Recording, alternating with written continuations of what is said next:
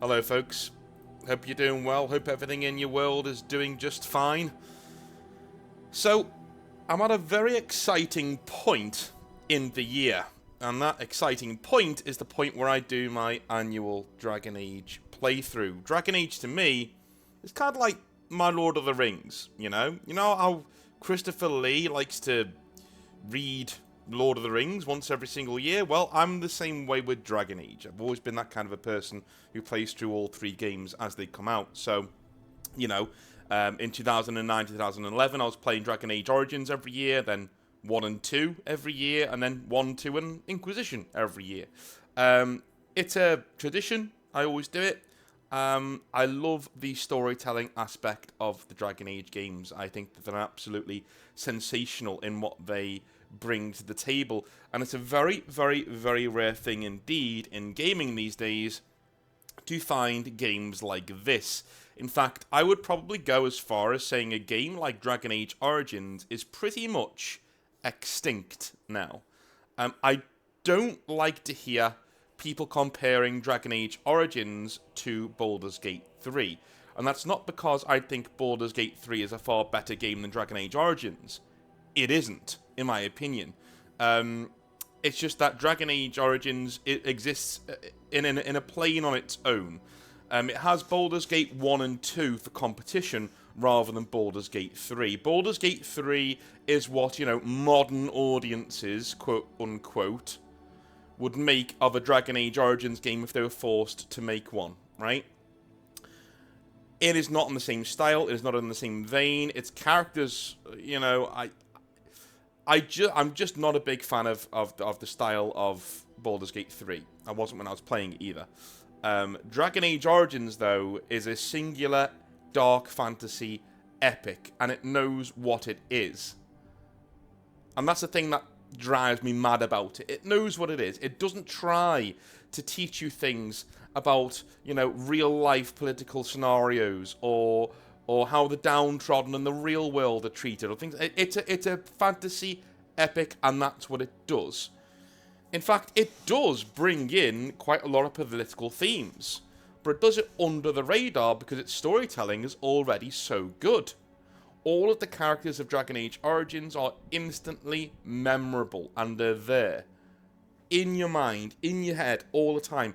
If you ask me to describe somebody like Alistair, I could describe that as if I was describing the personality of one of my friends. That sounds really weird and really off, you know what I mean?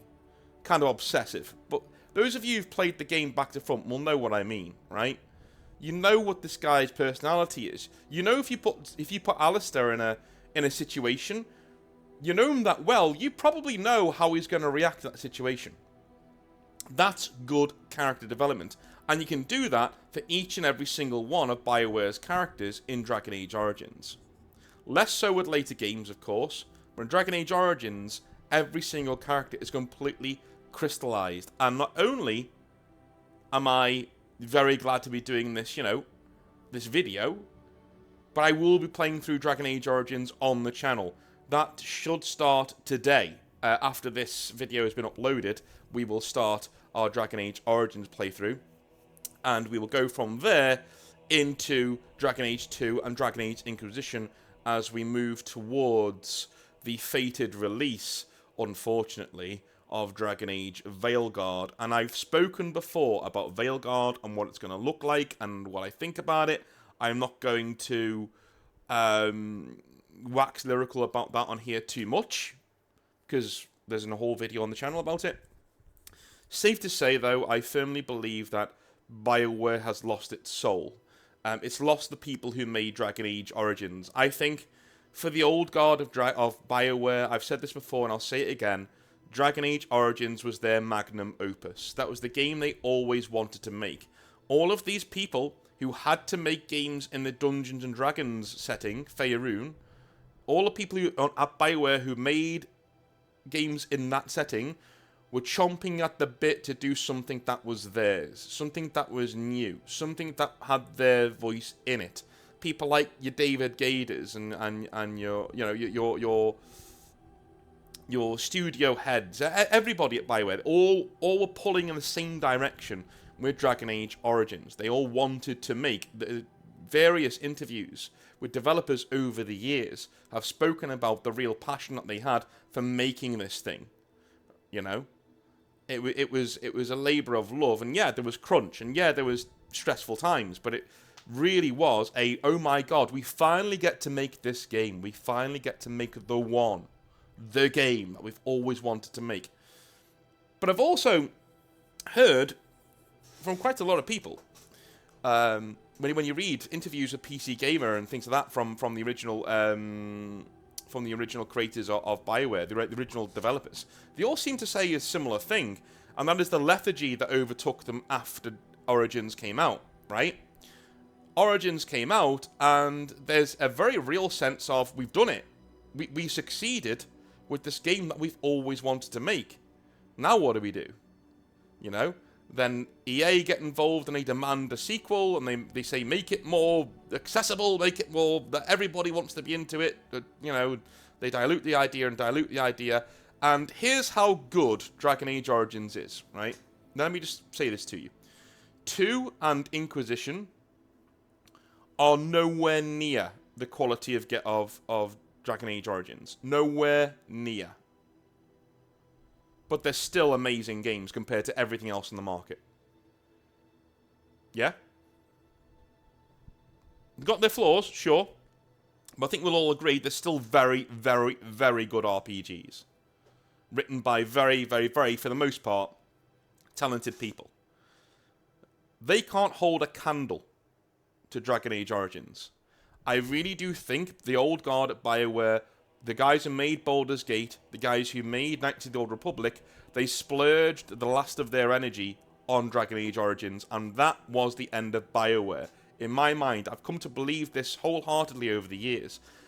And bear in mind, let's look at the timeline here. Dragon Age Origins came out in 2009. The first Mass Effect wouldn't come out until 2010. I think old BioWare was gone before the first Mass Effect even came out. You know, the actual BioWare, the BioWare that you think of, when you think BioWare, the games that you think of that they make, right? That company ended in 2009. EA took them over. Mass Effect 1 came out, still pretty good, made by a few of the veterans who were still around, right? Mass Effect 2 came out again, and that was one of the best games BioWare ever made, probably the second best game BioWare ever made. But if we're talking about the old school, the guys who were there from Baldur's Gate 1 right all the way through to this, the only game that they made, the last game that they made together was Dragon Age Origins. That's why it's special. Because its DNA, its bones, are there with Baldur's Gate 1 and 2. You can't say the same for Baldur's Gate 3. Baldur's Gate 3 may as well be in a different fucking genre to Baldur's Gate 1 and 2. In its storytelling, in its character development, in its presentation, it may as well be in a different sphere, in a different genre altogether. That's where we are with that game. And I will do a video on that game eventually. I'm not a Baldur's Gate 3 fan. You know, I will get into it. The thing with Baldur's Gate 3 is it's hard for me to talk about it without sounding like a curmudgeonly old man saying, oh, it was better in my day. You know, I don't want to be that kind of guy. But it was better in my day. Go fuck yourself. Because I got games like this. I've told this story before, going around to a friend of mine's house in 2009. And I'd already bought and had played a little bit of Dragon Age Origins, but it hadn't quite hit with me yet. You know, I was too young. It hadn't quite hit yet. I was 20, 21. You know, hadn't really come into my own yet there. I went round to his house, and he was sitting there in what I can only describe as a very cold flat. With, you know, a very big flat with hardly anything in it. Typical man, right? But he's sitting there with his laptop on his own, and I come in, and we're talking, and eventually he says, oh, let me show you this game. It's Dragon Age Origins. And I said, oh, I've got that game. You know, I got it from, you know, from Game or wherever, you know, one of the stores. And he shows me his character who is a human mage and looks just like him. It's weird how like him it looks. And I was blown away by all the different story choices that he was making throughout the hours that we spent there looking at the game and what he was doing.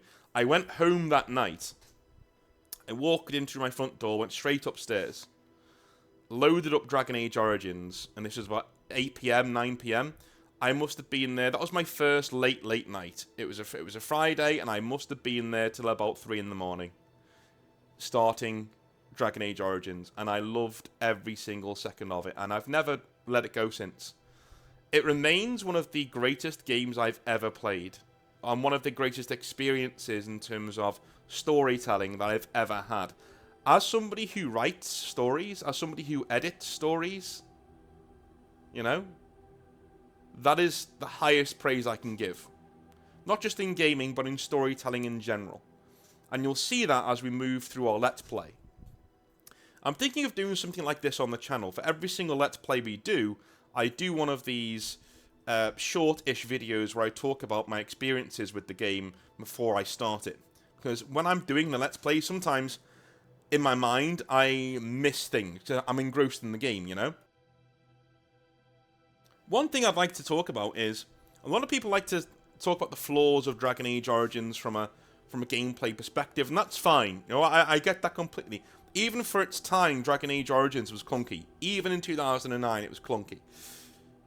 But what I think people don't get is that we're not really here for the gameplay. Do you play Skyrim for its stellar combat? Of course you don't, right? You play it for its role-playing potential, its story. It's grabbing you and pulling you into a world that you want to explore. That's what Dragon Age Origins does, right? And in a way, I sort of get where Dragon Age 2 was trying to go, but I'll get to that when I'm playing Dragon Age 2. In our playthrough, we will be playing a human noble. Original, I know. But at the same time, I've played through most of, if not all of the Origins in the game, and I think Human Noble's the best one to carry through to 2 and 3, and then, you know, what's it called? The Veil Guard. I mean, I'm going to be quite honest with you, I'm dreading that game coming out. I really am, because I can't help what I am. I'm somebody who really loved Dragon Age Origins. I put it up there as maybe one of the best 2 games that I've ever played, and one of the best 5 pieces of art experiences that I've ever had. Right? That is how highly I rate this. It's akin to reading Lord of the Rings for the first time. You know? That's where I put Dragon Age Origins. Even the romances in the game that I want to talk about. I'm not going to do any spoilers because you're going to see them. A lot of you won't play Dragon Age Origins, and I understand that because a lot of younger people watch my channel too, especially the Northern Exile normal channel. It's on the other channel on YouTube. I know a lot of you are younger, and a lot of you haven't played Dragon Age Origins, and that's fine.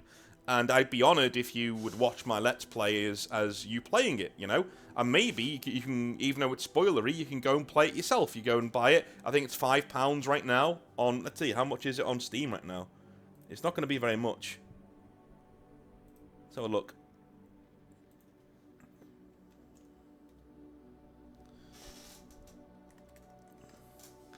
It is... it's $24.99. That is a rip-off on Steam. Steam, you should be ashamed of yourselves. Steam have put up the price because there's a new Dragon Age game coming out. But on GOG and other places, you will be able to get it for free. I've seen Dragon Age Origins be available for like £3. And that's for all of the DLC too. But in terms of the romances in the game, even those are approached in a very adult way. And by adult, I don't mean titillization, I don't mean anything like that. What I mean is, like, these people actually grow and change together as they're involved in the story, and each of your companions has their own thing, has their own shtick. And that's what we have in Dragon Age Origins. It was the last BioWare game to really treat romances as something that happens between 2 characters because it naturally happens, rather than a gameplay thing that they need to fill in because their fans want to have romances because they don't have social lives of their own, right? If that sounds harsh, it's because it is. Romances, people like that ruined games like this. The horny, incelish, teenagery attitude of gamers has ruined games like this. because now you have romances in the game. Why? Because they have to be in the game. Because they're a gameplay feature that people demand. Not because the writing naturally progresses that way, because two characters vibe in a certain way. No. Not because of that. Because their fans would rage if they weren't allowed to have a virtual boyfriend or girlfriend.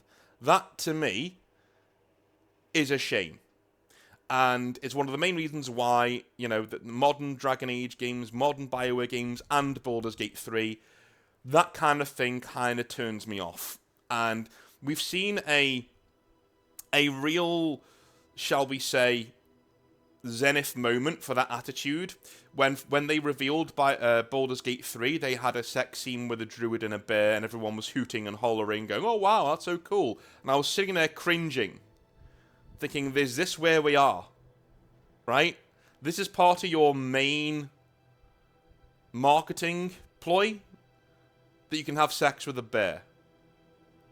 Right. And it's one of those things everyone says, this person's romanceable. Oh, ladies, he's romanceable. Oh, no. Write the character properly.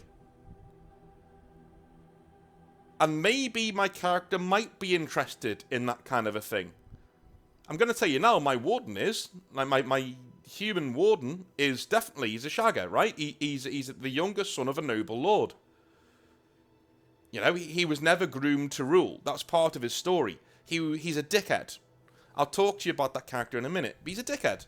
And he's going around sleeping with everything because that's what you do when you're a young man and you've got all the money and the prestige and the power. That's naturally what you do, right? It works for him. And he's one of the only characters that I actually play that way. As I've grown older, I tend to play more gruff, more jaded characters. Like the character I'm doing right now in Skyrim is an old orc who just wants to die. He's not there for romance, he's there to find something that'll give him a good death. And when he does die, I'll end the playthrough. I'm going to start playing that on stream tonight, actually. Whereas, the Warden's one of the only characters that naturally, his writing and what you can say in the game naturally benefits somebody who's a bit of a shagger, right? It naturally comes across that way, at least to me. And that's how I play him. But this is the only game where I do that, because it's the only game where I'm comfortable doing that. And that's something that's very, very, very important. Dragon Age Origins is written so well that even I, a jaded person who doesn't like that kind of thing in games, does it in Origins. Why? Because it's written well, and it makes sense for the character. And every single romance in this game happens because your character and another character naturally vibe with each other. They're in life or death situations, and they're naturally getting on and becoming closer through the events of the game. That's what you should do. If you're going to have romance in your game, that's how it should work. I shouldn't speak to somebody for three times, and then they hop into bed with me. At least most people. So I've got another story about Baldur's Gate 3 that I wanted to regale you with before I go anywhere else. And it's a friend of mine called Steady, and he was playing Baldur's Gate 3 and is generally getting on with his game, and he's nice to everybody because Steady's a nice person, and he's just being nice, and he's playing a male. If anybody know anything about Steady, he's from the north of England, right? So Northerners aren't that big on homosexuality as a whole. He's living and let live, but it's definitely not who he is, right? He's straight as straight can be. He's not, and it freaks him out. He's like, yeah, you can do what you want, guys, but it freaks him out. And lo and behold, because he's been nice to everybody, he's got his eye on Shadowheart. Why? Because she looks like Shadowheart. And so his warrior druid class is big bulky dude. Oh yeah, brilliant. Only for the game to insist that his character sleeps with Gale, the male wizard. So much so that Gale just gets into his bedroll and a sex scene happens. And he's sitting there going, I didn't choose this. Why are you doing this? This feels really icky. I didn't choose this. That's why I don't like romance in modern video games. That's the kind of thing, I just don't like it, right? Dragon Age gets it right. Dragon Age Origins gets it right, at least. And it was the last BioWare game to, in my eyes, get it right. In every other game, maybe Mass Effect 1 is a with Liara and a few others. Maybe that's less so, because the romances in those games were quite natural. They felt quite natural, you know? But every other BioWare game that's come out, the romances are stilted, they're forced, and they're a quest that you need to go on to complete to get your titillating romance scene. That's not what we're here for. We're here to tell good stories. We're here to write good shit and get people involved. Dragon Age Origins, to me, is that really cozy game. I'm sure you all have one. You all have one of those cozy games where you sit there and you can't wait to play it, and all your stress melts away whilst you're playing it. You know, it's like coming back to an old friend. You're there again. And I think about playing Dragon Age Origins at least several times a year, and then on the run-up to me actually playing one, I get very excited for it, and then I sit down and I hammer through it over a week or two. And this year's even better because we have a new Dragon Age game to discuss. And if there's one good thing Veilguard will bring about, it's discussion about Dragon Age and giving us an excuse to go and play Dragon Age Origins and its later siblings again, which I'm really, really happy for. And I am going to give that game a fair chance when it comes out. I'm not the kind of person who's going to sit here and shit on something before I've even played it from cover to cover, especially if it's an RPG, right? And I'll give my honest opinion on it then. But as far as I'm concerned right now, Dragon Age Origins to me was the last great dark Western RPG. The last great one. You know? Skyrim came out after this. I know, Skyrim's amazing. I love Skyrim, right?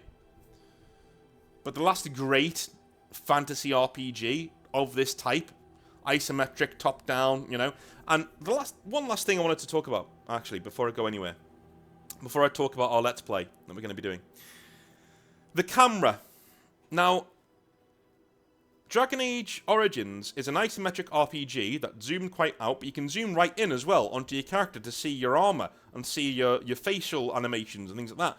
And you can pan the camera to look at the sky. I've always found locked-in isometric games to be incredibly limiting. I always feel like I want to look up and I can't. Do you know what I mean? Has anyone else ever felt like that, or is that just me? It kind of trips my claustrophobia and I don't know why. Do you know what I mean? Whereas Origins doesn't do that. It says, no, you want to look at your character, zoom all the way in. You want to pan around, pan wherever you want. No problem. No problem. It's a point-and-click game, but you can look at the sky. No probs. It's great. We put some stuff up there for you to look at. It's the only game to really do that in an isometric way. They did an isometric game where you could zoom in and look around and do what you want to do. I don't know why other games haven't done that. I guess it would be expensive to do a skybox and to do animations of birds and trees and things. But to me, you can't make a game that's as good looking as Baldur's Gate 3 and not be able to do, you know, shall we say, you know, looking at the sky and looking at birds and stuff. Anyway, that's just something that I've always... It's a faux pas of mine that Dragon Age Origins gets right. So, let's talk about the Let's Play that we're going to get into pretty soon. So we will be playing as a male human noble called Royce. And the reason why it's called Royce is because one year when I was playing Dragon Age Origins, or starting to play it, you know, my yearly playthrough, a family member called Uncle Roy, my grandpa's brother, sadly passed away, and he was a lovely man. And I'm sitting there, I went round to my grandpa's house, and I always remember this, and, you know, my grandma was crying, because they're all very close, and I was there with my grandpa, and my grandpa just gets this bottle of scotch, and he has a cup of tea, and he fills the scotch up in the cup of tea, you know what I mean, he pours the scotch into the cup of tea, and then drinks that. I'm like, wow, like, that's hardcore, because he doesn't drink shorts, he's not that kind of a guy, but, like, it had hit him that much that he was just like, nah, I'm having this tonight, and then, and he drank himself into oblivion that night and went to sleep, and I remember putting him to bed, it was about 9 o'clock, you know, like, putting him to bed, and then going home, and then, I played Dragon Age, I started Dragon Age that night, and I made my character Royce, because, you know, your dad's name in Dragon Age Origins is Bryce. Your brother's name's Fergus, and Royce is another pseudo-Celtic Irish fantasy name, so that's what I name him as. And we will play him as he's a very good warrior. He's a Jack the lad. He's around, shagging everything, doing whatever he wants to do, because he was never groomed for rule. He was never meant to be the Lord of High Ever, where you are, right? Your brother Fergus is supposed. He's the heir apparent, right? And you don't even want it. You don't even want to be Lord of High Ever. You're having too much fun, right? But he's a good sort, deep down, who becomes a good, leader. But he learns to lead through the game. He doesn't start that way. He starts off as somebody who just hacks Darkspawn heads off and wants revenge and wants to, shove it up everybody who ever tore his family down. That's what he wants to do. And he gets more and more and more responsible as the game goes on. He develops, usually, the best relationships with Sten. He's okay with Alistair, but he treats him like a little brother, mainly, but Sten's his main father figure. He sort of latches on to Sten, right? By annoying him with questions, number one, but he latches on to Sten because his own dad's dead, right? He's lost his parents. Sten is an older warrior, so he latches on to Sten, and in my own headcanon, as you will see in the game, they become a lot more that kind of a paternal relationship, and at the end of the game, I do say to Sten, listen, I want to go back to your homeland for a while and get out of here, and my character leaves with him, and that's it, right, at the end of the game.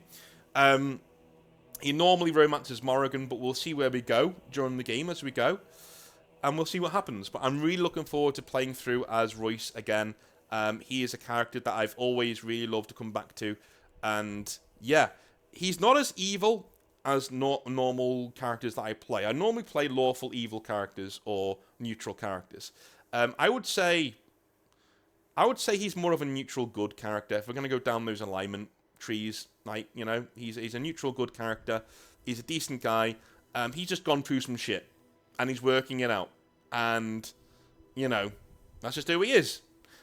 And I find myself, the last thing I want to leave you with is the reason why I hold the game in such high esteem is because when I went to therapy, I was talking to my therapist about video games and about role-playing, and he said, well, you play quite evil characters. Why? And I said, well, I find it more realistic because it'd be much harder to be good in a world like Dragon Age or Lord of the Rings, or, it's much easier to just take what you want and say, look, they were going to die anyway, I'm just going to take this thing, I'm going to go and, it's more realistic to me.